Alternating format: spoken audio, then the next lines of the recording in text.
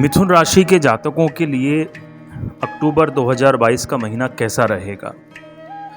पिछले 1 महीने से 2 महीने से हो सकता है कि आपके जीवन में कुछ समस्याएं चल रही थीं। आपके पुरुषार्थ का आपको फल नहीं मिल पा रहा था, आपके भाग्य का आपको साथ नहीं मिल पा रहा था। लेकिन इस महीने आपके राशिफल में कई चीज़ें ऐसी हैं जो आपके हित में हैं, आपको सहयोग करने वाली हैं। तो चलिए मिथुन राशि वालों के लिए अक्टूबर का मासिक राशिफल शुरू करते हैं। वर्तमान में राहु मेष में, केतु तुला राशि में, शनि मकर राशि में, बृहस्पति मीन राशि में, मंगल वृष राशि में और बुध शुक्र सूर्य कन्या राशि में विराजमान हैं। फिलहाल मिथुन राशि के जातकों के लिए दशम भाव में केंद्राधिपत्य राजयोग, चतुर्थ भाव में बुधादित्य राजयोग और शुक्र के द्वारा नीच भंग राजयोग का निर्माण किया जा रहा है। सबसे पहले बात करते हैं 1 अक्टूबर से लेकर के 15 अक्टूबर तक के आपके समय की, क्योंकि 17 अक्टूबर को सूर्य महाराज तुला राशि में प्रवेश कर जाएंगे। सूर्य आपकी कुंडली में वर्तमान में तीसरे भाव के स्वामी होकर के चौथे भाव में उच्च के बुध के साथ गोचर कर रहे हैं। वहाँ शुक्र भी है और सूर्य की सप्तम दृष्टि दशम भाव पर विराजमान है, जहाँ पहले से मीन राशि में बृहस्पति विराजमान है। सूर्य की इस स्थिति के कारण आपके घर में मंगलमय वातावरण रहेगा, उत्सव का माहौल रहेगा, क्योंकि सूर्य बुधादित्य राजयोग के कारण जो भी विद्यार्थी वर्ग, जो भी व्यापारी वर्ग अपने कार्यों में लगे हुए हैं, उन्हें अपने कार्यों में सफलता हासिल होगी। चूँकि दशम भाव पर सूर्य की दृष्टि है, वहाँ बृहस्पति विराजमान है, तो गुरु और सूर्य के इस समसप्तक योग के कारण जो सरकारी लोग हैं, जो सरकारी नौकरी कर रहे हैं, जो सरकार से जुड़े हुए हैं, जिनकी आमदनी सरकार के सहयोग से चलती है, ऐसे लोगों के लिए बहुत अच्छा समय रहेगा। अब बात करते हैं मंगल की। मंगल आपकी कुंडली के लिए 6ठे और 11वें भाव का स्वामी है। मंगल की मूल त्रिकोण राशि 11वें भाव में है और वह 11वें भाव का स्वामी होकर के 12वें स्थान में विराजमान है। मंगल की चौथी दृष्टि आपके तीसरे स्थान पर है, मंगल की सप्तम दृष्टि आपके 6ठे स्थान पर है और मंगल की अष्टम दृष्टि आपके सप्तम स्थान पर है। मंगल अपनी चौथी दृष्टि से तीसरे भाव को देख रहे हैं और चौथे भाव का स्वामी जो है बुध चौथे भाव में ही विराजमान है। बुध तीसरे भाव का नैसर्गिक कारक भी कहा जाता है, बिकॉज तीसरा भाव से हम कम्युनिकेशन का विचार करते हैं। तो मंगल की चौथे भाव पर दृष्टि है। इस दृष्टि के कारण आपको छोटी मोटी यात्राओं से लाभ होगा, आपको अपने भाइयों से सहयोग प्राप्त होगा, आपको अपने पड़ोसियों से सहयोग प्राप्त होगा। और अगर आप इलेक्ट्रॉनिक्स और कम्युनिकेशन के फील्ड में काम कर रहे हैं तो ये आपके लिए बहुत अच्छा समय है। मंगल की सप्तम दृष्टि 6ठे स्थान पर आ रही है। 6ठे भाव में मंगल की ही राशि है, इस कारण वो 6ठे भाव को बल प्रदान कर रहे हैं। इस दृष्टि योग के कारण आप नौकरी में अच्छा प्रदर्शन करेंगे, आपके शत्रु परास्त होंगे और आपकी कोई पुरानी बीमारी जो होगी वो समाप्त हो सकती है। मंगल की 8वीं दृष्टि आपके सप्तम स्थान पर है। सप्तम भाव का स्वामी केंद्राधिपत्य दोष से पीड़ित है, इस वजह से आपके दाम्पत्य जीवन में थोड़ी कड़वाहट आ सकती है। आप अपनी पत्नी का स्वास्थ्य का ख्याल रखें। आपकी दैनिक आमदनी में थोड़ी कमजोरी आ सकती है। जो व्यापारी वर्ग हैं वो साझेदारी अगर किसी से करें तो सोच समझ करके करें, किसी को अगर पैसा उधार दें तो सोच समझ करके उधार दें। अब बात करते हैं बुध की।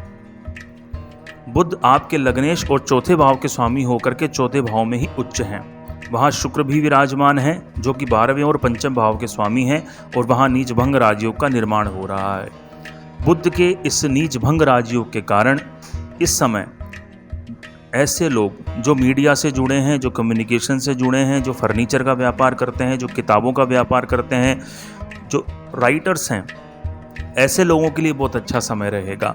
खासतौर से वो लोग जो पेंटिंग्स करते हैं, जो क्रिएटिव फील्ड से जुड़े हुए हैं, ऐसे लोग जो क्रिएटिव हैं, जो संगीत की रचना करते हैं, जो नई नई जो है टॉपिक्स पे किताबें लिखते हैं, ऐसे लोगों के लिए ये बुध का गोचर बहुत ही शानदार रहने वाला है। अगर महिलाओं की बात करें तो ऐसी महिलाएं जो अपने ससुराल से काफ़ी समय से धन प्राप्त करने की सोच रही थी, उन्हें अब अपने ससुराल से सहायता भी प्राप्त होगी। इस समय आपकी जो मानसिक स्थिति है वो बेहद उच्च अवस्था में रहेगी। बुध की सप्तम दृष्टि जो है वो 10वें भाव पर आ रही है। इसके कारण जो विद्यार्थी वर्ग है उन्हें अच्छे परिणाम प्राप्त होंगे और व्यापारी वर्ग को भी अच्छे परिणाम प्राप्त होंगे। अब बात करते हैं बृहस्पति की। बृहस्पति आपकी कुंडली में सप्तमेश और दशमेश होकर के दशम भाव में विराजमान है। बृहस्पति की पंचम दृष्टि धन स्थान पर है, बृहस्पति की सप्तम दृष्टि चौथे स्थान पर है और बृहस्पति की नवम दृष्टि छठे स्थान पर है। बृहस्पति की पंचम दृष्टि कुटुंब भाव पर है, वाणी भाव पर है, संचित धन के भाव पर है। इसका तात्पर्य ये हुआ कि इस समय आपके कुटुंब में शांति रहेगी, आपको कुटुंब से सहयोग प्राप्त होगा, आपकी वाणी अच्छी रहेगी, आपके जो है आपकी वाणी के माध्यम से आपके कार्य सिद्ध होंगे। सप्तम दृष्टि चौथे स्थान पर है, वहाँ शुक्र महाराज विराजमान है। इसका मतलब ये हुआ कि कई दिनों से जो आप मकान लेने की सोच रहे थे या वाहन लेने की सोच रहे थे या आप सोना चांदी खरीदने की सोच रहे थे तो आपका वो कार्य पूरा हो सकता है। सप्तम दृष्टि चौथे भाव पर है, वहीं बृहस्पति की नवम दृष्टि छठे स्थान पर है। इसके कारण चूंकि मंगल की भी दृष्टि छठे भाव पर है, बृहस्पति की भी दृष्टि छठे भाव पर है, इसके कारण आपके कुछ अटके कार्य जो काफ़ी समय से नहीं हो रहे थे, आप किसी नई नौकरी की तलाश कर रहे थे या आपको कोई अच्छा ड्राइवर नहीं मिल पा रहा था, आपको अच्छा नौकर नहीं मिल पा रहा था, आप बिजनेसमैन हैं, आप किसी अच्छे अकाउंटेंट को ढूंढ रहे थे, अगर आप नौकरी करने वाले हैं, आप किसी अच्छी ऑर्गेनाइजेशन को ढूंढ रहे थे, तो वो काम आपका सफल हो सकता है। अब बात करते हैं शुक्र की। 1 अक्टूबर से लेकर के 17 अक्टूबर तक शुक्र पंचमेश होकर के चौथे भाव में विराजमान है, वो 12वें भाव के स्वामी भी हैं। तो जो प्रेम प्रसंग में जो लोग हैं, जो किसी को प्रपोज करना चाहते हैं, तो that is a right time, आप अपने साथी को प्रपोज कर सकते हैं। जो विवाहित हैं, जिनकी संतानें हैं, उन्हें संतान की तरफ से सुख प्राप्त होगा।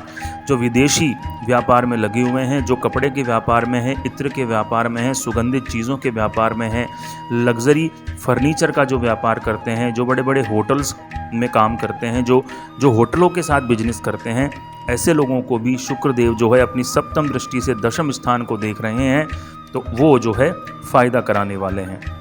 शनि की बात करें तो शनि भाग्येश होकर के अष्टम में विराजमान हैं, वो अष्टम भाव के भी स्वामी हैं। उनकी तीसरी दृष्टि दशम स्थान पर है, उनकी सप्तम दृष्टि दूसरे स्थान पर है और उनकी दशम दृष्टि पंचम स्थान पर है। शनिदेव जहाँ भी बैठते हैं वहाँ से तीसरी, सातवीं और 10वीं दृष्टि से भावों को देखते हैं। तीसरी जो उनकी दृष्टि है वो दशम भाव पर है, वहाँ बृहस्पति विराजमान है। शनि बृहस्पति का जब भी संबंध बनता है तो जातक के धन में वृद्धि होती है। हालांकि दशम भाव कर्म का स्थान है, पिता का स्थान है, तो इस समय पिता के साथ आप कोई विवाद ना करें और इस समय आपकी कंपनी के जो बॉसेस हैं उनके साथ आप अच्छा व्यवहार बना करके चलें। शनि की सप्तम दृष्टि आपके वाणी स्थान पर है, आपके वाणी स्थान पर बृहस्पति की भी दृष्टि है, तो इस समय आध्यात्मिक दृष्टि से, अगर मंत्र सिद्धि की दृष्टि से, देवताओं की साधना की सिद्धि से, गुप्त साधनाओं की दृष्टि से, किताबें पढ़ने की दृष्टि से, आध्यात्मिक ज्ञान प्राप्त करने की दृष्टि से अगर देखा जाए तो ये समय आपके लिए शुभ है। हालांकि किसी कोर्ट कचहरी में अगर आप ना पढ़ें तो ही आपके लिए ठीक रहेगा। शनि की दशम दृष्टि की बात करें तो पंचम भाव में शनि की उच्च राशि है, वहाँ पर केतु विराजमान है। तो इस समय जो आपके पेट के जो आसपास का हिस्सा है उस हिस्से में कोई आपको रोग हो सकता है, कोई अपच की समस्या हो सकती है, क्योंकि शनि की बृहस्पति पर भी दृष्टि है और अष्टम भाव से उनकी पंचम भाव पर भी दृष्टि है। तो अपने लीवर, अपनी किडनी और अपच की समस्या का आपको ध्यान रख के चलना है। अब बात करें राहु की, तो राहु आपके लाभ स्थान में विराजमान है, जो कि गोचर में राहु के लिए बेस्ट पोजीशन कही जाती है।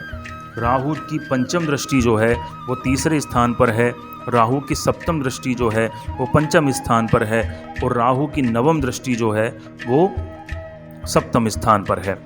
अगर हम राहु की दृष्टि की बात करें तो इस समय आपके साहस में वृद्धि होगी, आपके बल में वृद्धि होगी, आपके जो कई ऐसे जो कार्य हैं, ख़ासतौर से शेयर मार्केट के, आपको शेयर मार्केट से फ़ायदा नहीं मिल रहा था, आपको प्रॉपर्टी के बिजनेस में फ़ायदा नहीं मिल रहा था, कुछ ऐसे लोग थे जिन्होंने आपसे पैसे ले लिए थे लेकिन वो आपको पैसे वापस नहीं करना चाह रहे थे, ये काम आपका हो जाएगा। इस समय आपको थोड़ा अपने संतान के स्वास्थ्य संबंधी चिंताओं को ध्यान में रख करके चलना पड़ेगा। संतान के स्वास्थ्य का आप ज़रूर ख्याल करें। पत्नी का जो स्थान है सप्तम स्थान, वहाँ मंगल की भी दृष्टि है, वहाँ राहु की भी दृष्टि है। तो इस समय आपको आपकी पत्नी की सेहत का ध्यान रखना बहुत आवश्यक है। अगर आप केतु की बात करें तो केतु आपके पंचम स्थान में विराजमान है, जो कि आपके स्टडी के लिए, आपके पढ़ने के लिए, आपकी जो लॉन्ग स्टडी जिसे हम कहते हैं, जहां हम कई घंटों तक बैठ करके किताबों का अध्ययन करते हैं, उसके लिए ये बहुत अच्छी प्लेसमेंट कही जा सकती है। केतु की पंचम दृष्टि जो है वो भाग्य स्थान पर है, सप्तम दृष्टि राहु यानी लाभ स्थान पर है, और केतु की नवम दृष्टि आपके लग्न पर है। मिथुन राशि के जातकों के लिए केतु की दृष्टि जब लग्न पर आएगी तो थोड़ा सा उनको मौसमी बीमारियां हो सकती हैं, लेकिन हाँ, इस समय आपको देवताओं का साथ मिलेगा, आपके पितरों का साथ मिलेगा, भाग्य में वृद्धि होगी, आप धार्मिक कार्यों में संलग्न होंगे, आप जो है वो किसी तीर्थ यात्रा पर भी जा सकते हैं, ऐसी धार्मिक यात्रा जहां आपको किसी ऐसे व्यक्ति से मुलाकात हो जाए जो आपका जीवन बदल दें। शेयर मार्केट में काम करने वालों के लिए समय अनुकूल है। इस समय आपको थोड़ा सा जीव जंतुओं से और जल से बच करके रहना है, खासतौर से ऐसी जगह जहां बहुत पानी भरा हो और ऐसी जगह जहां जीव जंतु रहते हों। अगर आप उन जगहों से दूर रहें तो ही आपके लिए बेहतर है। 16 अक्टूबर से आपके लिए चीज़ें बदलेंगी। 17 अक्टूबर को सूर्य अपनी तुला राशि, अपनी नीच राशि में प्रवेश करेंगे। 18 अक्टूबर को शुक्र तुला राशि में प्रवेश करेंगे और मंगल मिथुन राशि में प्रवेश कर जाएंगे। मंगल जब मिथुन राशि में विराजमान होंगे तो उनकी चौथी दृष्टि चौथे भाव पर आएगी, सप्तम भाव पर सप्तम दृष्टि होगी और अष्टम भाव पर अष्टम दृष्टि होगी। जब चौथे भाव में विराजमान बुध को वो देखेंगे तो इस समय अपनी चौथी दृष्टि से वो आपके चौथे भाव को पुष्ट करेंगे। आपकी माता के स्वास्थ्य में वृद्धि होगी, आपको वाहन का सुख मिलेगा, आपको भूमि का सुख मिलेगा, आपको अपनी पत्नी की सेहत का भले ही ध्यान रखना होगा। लेकिन अष्टम भाव में शनि विराजमान है, वहाँ मंगल की उच्च राशि है। जो समुद्री व्यापार करते हैं, जो इंपोर्ट एक्सपोर्ट का काम करते हैं, जो दूसरे देशों के लिए वीज़ा अप्लाई करना चाहते थे, ऐसे लोगों को मंगल फायदा देंगे। सूर्य अब चौथे भाव से निकल करके पंचम भाव में गोचर करेंगे। वो तीसरे भाव के स्वामी हैं, पंचम भाव में उनकी नीच राशि होगी। तो जो विद्यार्थी वर्ग है उनका पढ़ाई लिखाई से मन हट सकता है, थोड़ा सा संबंध विच्छेद हो सकता है उनका किताबों से।